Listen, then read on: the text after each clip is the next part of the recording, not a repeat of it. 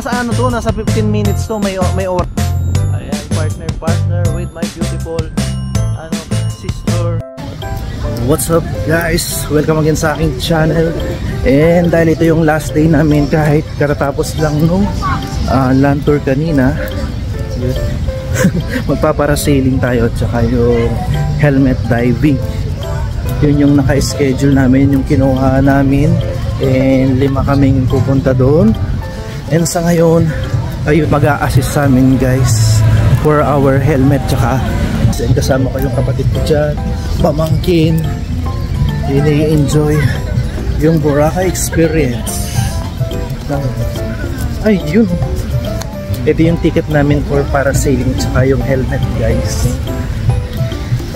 And ito yung mga kasama ko guys, with my kapatid and pamangkin. Si mother sumama gawa ng sa health condition niya, baka hindi kayanin. Ayan, so kami lang sasalang sa helmet diving tsaka parasailing guys, and hoping na ma-enjoy namin maging magandang experience ito guys, kasi last day nga namin and kailangan sulitin since sa 4 days 3 nights siya, and ito yung pinaka last day namin dito.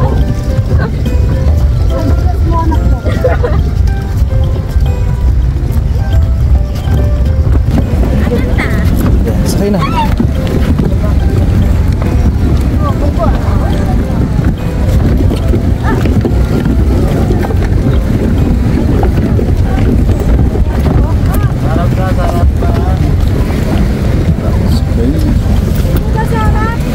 Harap kami.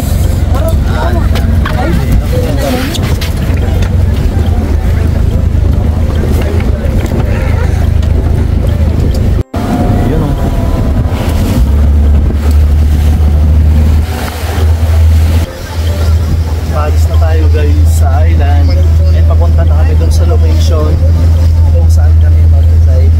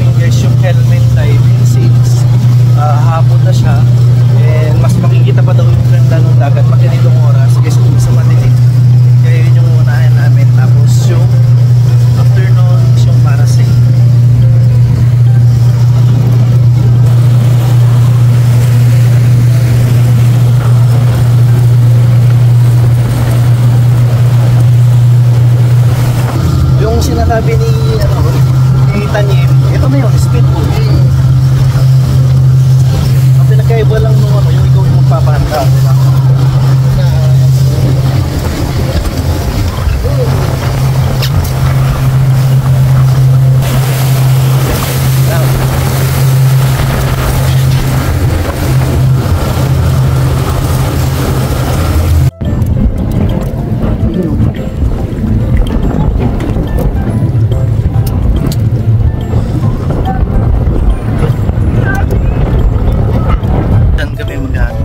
Diyan kami mag-helmet diving, and sa ngayon naghihintay pa kami.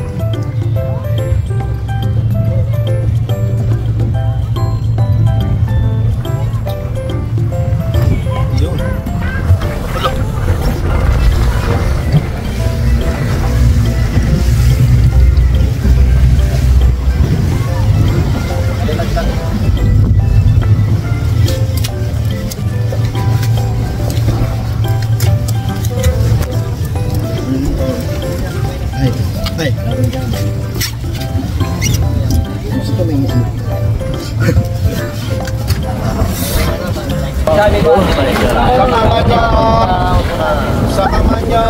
Huwag kayo nagmamadali.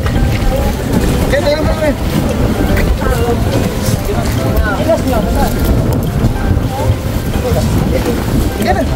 Mawala na ako. Tara na. Eh, wag mo na. Baka maaari. Hindi. Spike mo niya, sir.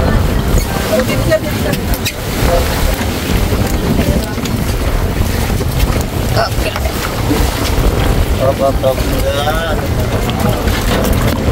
Ay,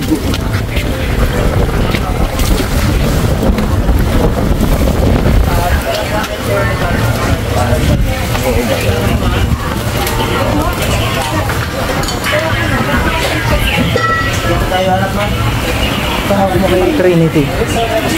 Ay, kasama ba si Trinity sa ano? Sa ilalim? Binayad ko yun eh. Ika-apat. Ay, ikaw maiwan.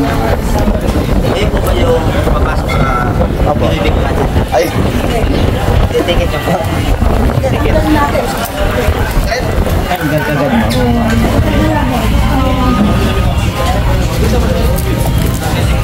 picture mo muna kami. Marunong naman eh. Marunong naman yung mga kahit isa na lang. Pamili naman siguro kayo. Yan.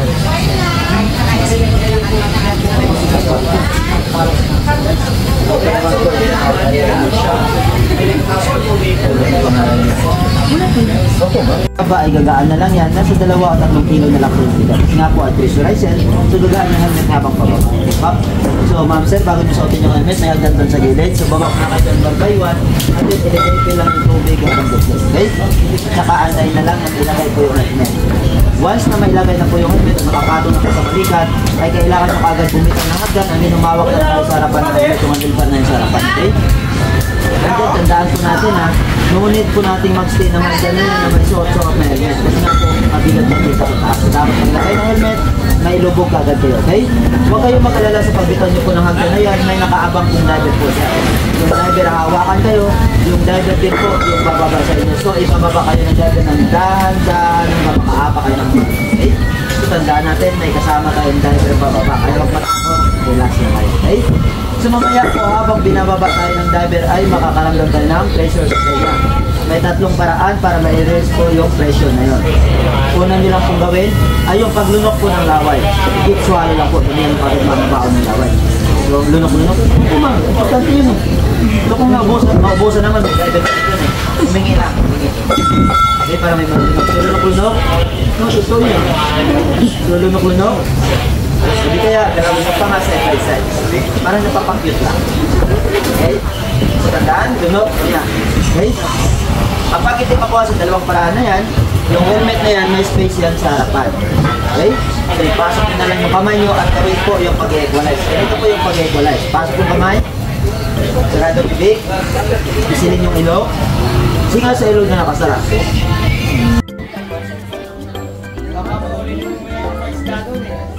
Yung shades natin, may marunong lumagoy, basta marunong lang magdasal, okay na yun.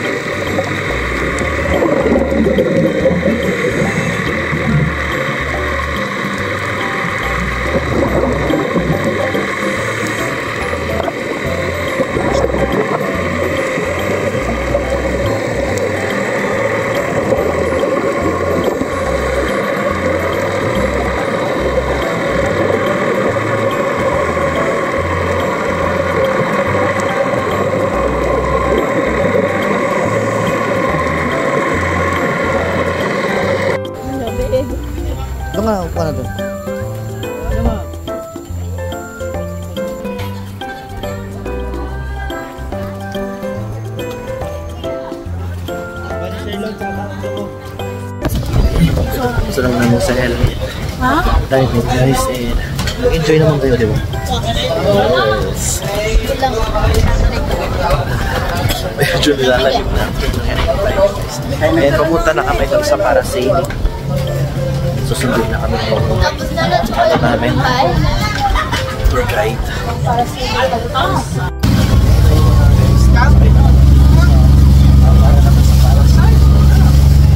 Pag kami parasailing,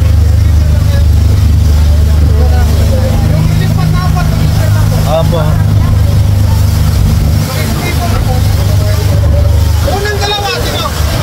kayo muna.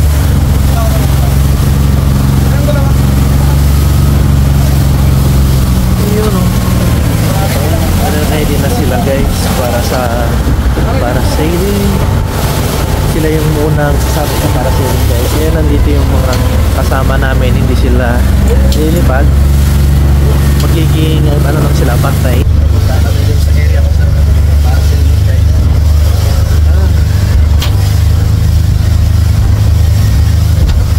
Nakaka-excite kasi pare-pare yung first time na gawin ito and magkakasama pa. Unlike dati pag muna sa South Korea ako guys, ginagawa ko lang siya mag-isa pero ngayon with fam, kaya mas doble yung saya ko na ginagawa ko to with fam. And kasama ko yung mga kawang dito na ay may maganda kong kapatid ay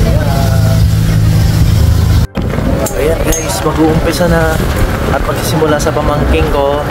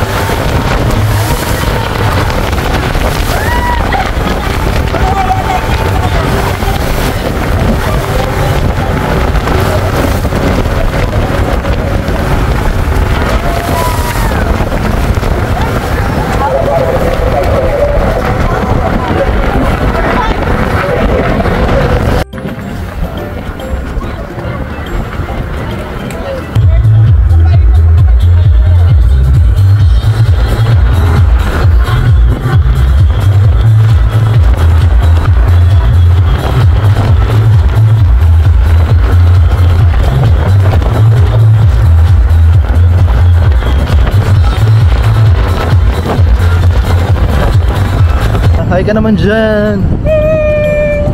Eh, ipapakita natin yung kung ano yung makikita guys. Pag nandito ka sa taas, ayan.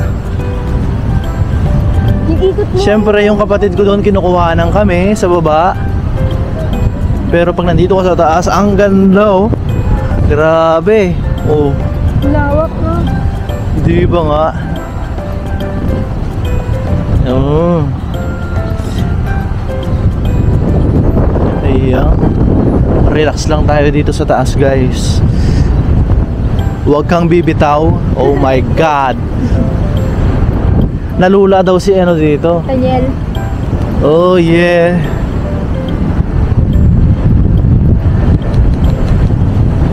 Malakas kasi yung hangin. Oo. Uulan pa yata oh. Oh my God.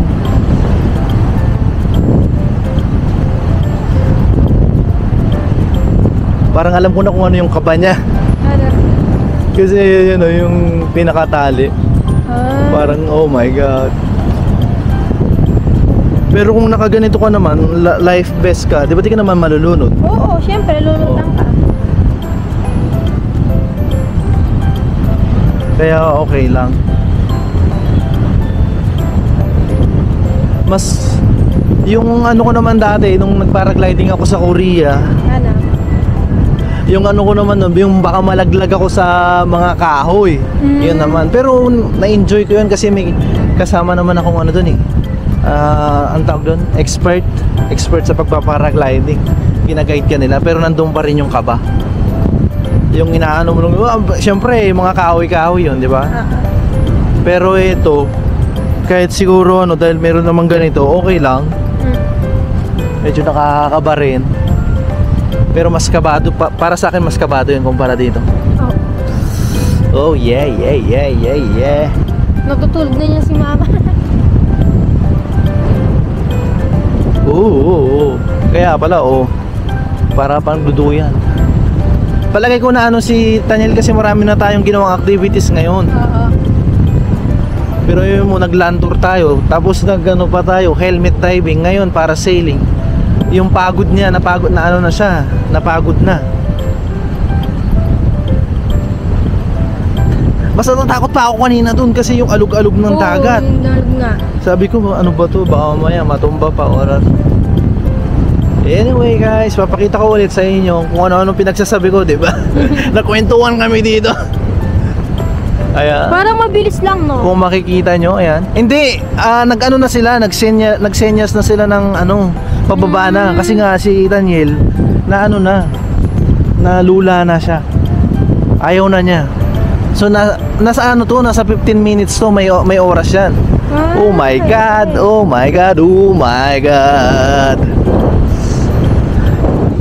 Oh. Isa lang yun, no? Yun, no? Yung ano? Isa lang siya, yun, no? Hindi, iba-ibang agency yung na yan. Yun. Tang ko nito itong camera kasi hindi siya water resistant, guys. So ayun lang. Kailangan natin protektahan. Ayan, partner with my beautiful sister in the house. Imay nyo na yan, guys.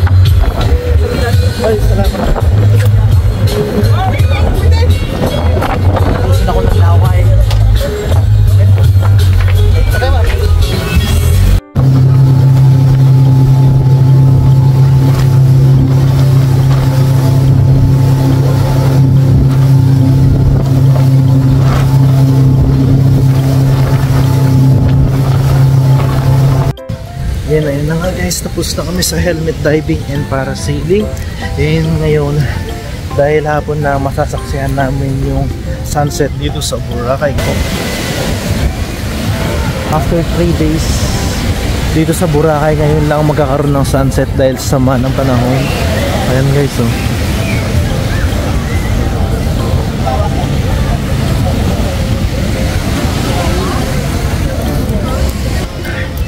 medyo nakakapagod lang kasi marami kaming ginawa ngayon. Nag-land tour kami kaninang umaga hanggang hapon, then diretso kami ng nag-crystal kayak yung dalawa kung kapatid. Tapos kami naman para sailing and helmet diving. Kaya talaga naman ramdam yung pagod. Pero nag-enjoy naman kami guys itong araw na to. At nasulit namin talaga ang Boracay.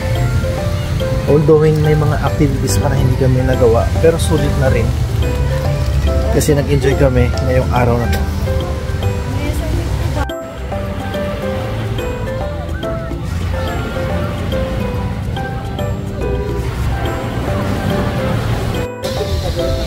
Ayan na nga guys, nasaksihan namin yung sunset dito for the last time dito sa Boracay guys. Medyo mailap ang sunset dito since nung first 2 days namin dito laging umuulan, pero ngayon nahuling araw namin na nakapag-land tour kami, nakapag-helmet diving kami and parasailing, and ang kukumpleto ay ang sunset guys. May mga activities pa kami hindi nagawa, pero malay natin makabalik tayo at magawa natin next time.